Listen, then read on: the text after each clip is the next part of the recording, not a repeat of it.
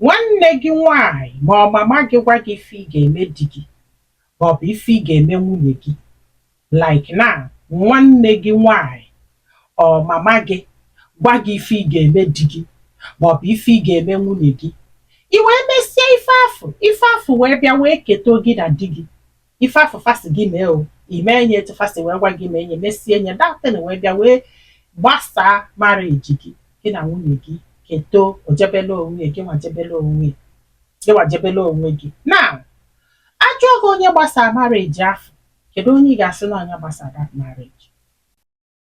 Ọ gị nwa gbasaa that marriage maka na ikelefe ntị, ka ọfanwa gwalụ gị mee ife ime wee mee nye marriage wee gbasaa? Kedu onye a ga-asị na ọnya nwa gbasaa your marriage? Gị nwa ọ ndị kpele gị alụ?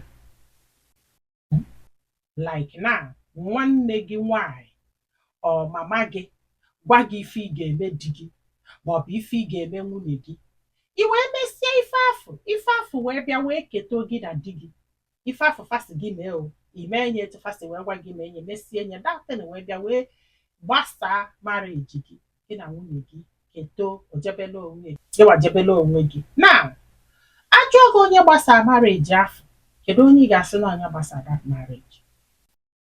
Ọ gị nwa gbasaa that marriage maka na ikelefe ntị, ka ọfanwa gwalụ gị mee ife ime wee mee nye marriage wee gbasaa? Kedu onye a ga-asị na ọnya nwa gbasaa your marriage? Gị nwa ọ ndị kpele gị alụ? Ndị be anyị daalụ nụ, ka ọ dị n'ụbọchị ọzọ.